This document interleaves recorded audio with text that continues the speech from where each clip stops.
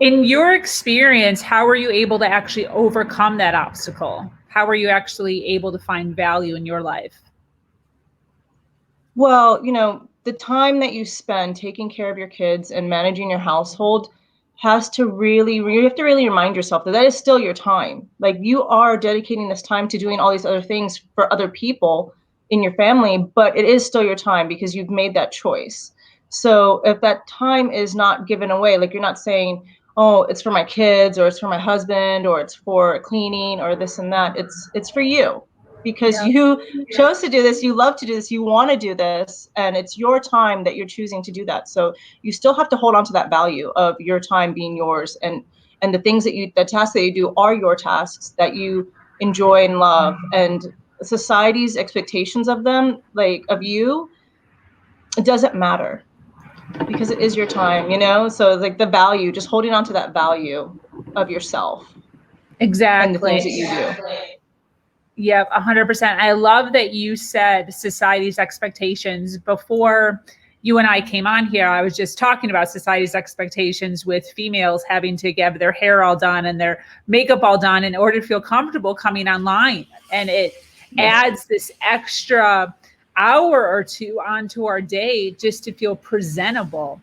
When you say society's expectations as far as a stay at home mother, what do you mean by that?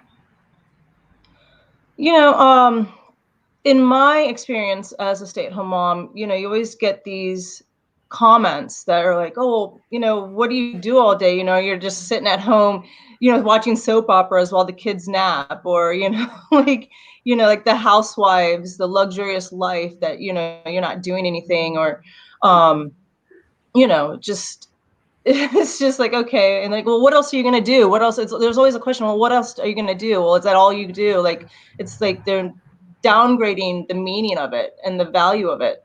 And yeah, so it's just a lot of chatter that you have to kind of just like, okay, no, you're not living my life. And this is the choice that I make, and I'm happy about it. I love that. I love that.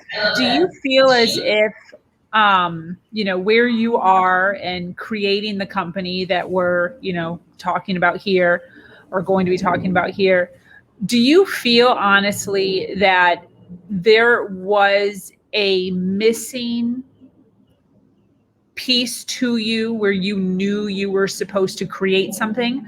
Or do you feel as if you gave in to the pressures of society and created this in order to make up for that? No, not necessarily. How it happened was that, yeah, I got so busy doing all those things that I wanted to do as far as being a mom and being a wife, that you do get lost. Like I said, you do get lost, and then you kind of figure out, like, what is mine? Like, what is, who am I? Like, what do I do? And if you try and create that and try to find that, and then that is yours. And then what happened was Lotus and Thorn was mine. It was something that I did that I enjoyed for myself, because I took that time out for myself to say, hey, this is not has anything to do with housewife or stay-at-home mom. This is Charisse now. This is not mom or wife.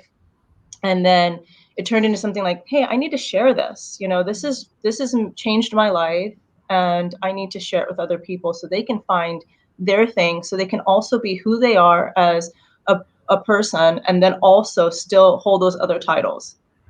I love that. Absolutely love that. What do you think is necessary for a mother to do when she starts to feel this sense of disconnect from herself? Do you feel like it's always that she has to create a business?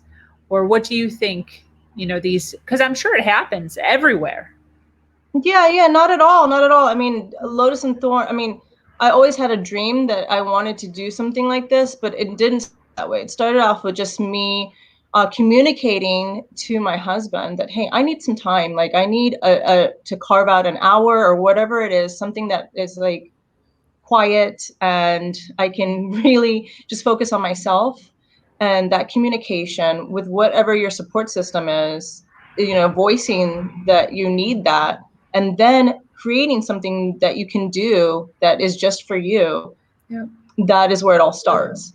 And then, if you want to create it into a business, if you want to share it with other people, however you want to do it, I mean, it's still just something that's yours, and that's the foundation of it. 100%. As far as your husband, how was the response with him? Was it positive, or did you kind of have to like go over a couple hurdles? Because I feel like that's something that wives might kind of be hesitant about. Like, this is my duty. I have to put 100% into the kids. My husband might not be fine. What was your experience with that? Oh yeah, I went through all those thoughts in my mind, like, oh, this is selfish. Like, this is not something Yeah. that's contributing to the house. This is something that doesn't bring money. This is something that's, I'm taking away from everybody else that needs me. And we get all of our stuff, it gets put to the side because Yeah. everything else comes before it. But then, like they say, you can't pour from an empty cup, right? So if you have an empty cup and you're feeling disconnected, and you don't, if you don't voice or communicate to your significant other that you need something like this, and it's not selfish, and that they're going to gain from it, that it's gonna help them in the long run, because you're gonna be a happier person, you're gonna, be a less stressful person, or, whatever feelings you may have. So yeah, it was definitely not receptive at the very beginning, because it was like, what do you mean? Like, you stay at home, like, I thought this is what you wanted. I thought this is what you made you happy. And yes, it does. But then it's also, that's the mom role. That's the mom and the wife. But then what's Sharice? What do I have?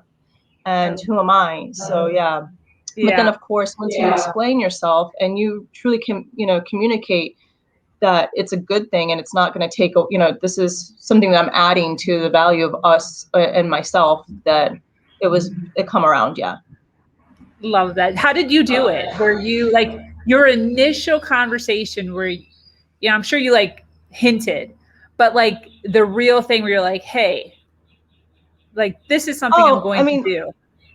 oh yeah, we went through the trials and tribulations of the hardships of a marriage, like where I felt taken for granted, because everything was always done and everything was always taken care of, because I felt, oh, he's working so hard, he's taking care of all the finances and the family, and I don't want him to have to worry about these things when he gets home. But then, at one point it's like, okay, the expectation's there, and then you have to hold that level for yourself, because this person's expecting you to always do these things, right? So then that taking for granted, it's like, oh, wait a second, hey, like, come on, like, I am still a person here, like, So yeah, we did go through a hard time, and we did separate. We separated for a year. We had to reconnect and find ourselves. And then, when we came back together and we wanted to really say, hey, where are we? I was like, well, if this is, what we're going to do and continue with our vows and stuff, things are going to change. And, it's an agreement, it's a communication, and it's work, it's a relationship. So yeah. Once you kind of took that step, how did you feel a sense of power and confidence kind of flow over you, or what was the feeling once you Oh my finally? goodness. It was like a weight, because, and the empowerment of it, and it wasn't really hard. It was just me saying what I wanted, and me not feeling guilty for saying what I wanted. And, you play through all the thoughts in your mind. Oh man, they're not going to like this, or they're going to be upset. Oh my goodness, they're going to hurt, they're going to leave and not come back, or, all these things are, you're just playing through the scenarios in your head. And honestly, none of that happened. It was like, none of that happened. It was just like, oh wow, okay, she's serious. Like, she's not gonna just stand by and just flow through it or be complacent. So yeah, and then, once you present yourself that way, because we all have it in us, it's just removing all that chatter that you think is going to happen, it doesn't end up happening. I love that. I love that. And that's so true, because our what goes on in our head as far as scenarios that we make up, we have like a crazy imagination. And when you compare that to what actually happens, sometimes it's not even at all the Yeah. same. So I Yeah, totally because Yeah, those scenarios are, I mean, I don't think, and a lot of them are put there, from, media and like your expectations of what you think your relationship should be like, or what, your life should be like. And, it's really individual to each person. Like you cannot compare somebody else's experience to yours, or, so then when you're playing these scenarios in your mind, a lot of them are just scenarios that were like indoctrinated into you through society, seeing all these different roles that everybody else plays. Yeah, 100%, 100%. So with your business, Lotus and Thorn, do you mind just kind of telling us a little bit of what it is before we kind of continue? Yeah. Okay. So Lotus and Thorn is a curative business. It's a botanical business where I sell a myriad of things. Right now, I have teas and body oils and pedicure salts that are all natural, all organic, all with a botanical essence to it, which started off with my background in herbalism. So, but with those products, what I did was I started to think, okay, it's not just tea, it's not just an oil that you put on yourself, or, soaking your feet. It's in a whole experience, and it's a whole ritual that you use to reconnect with yourself, to disconnect from the outside world, to slow down and really just be.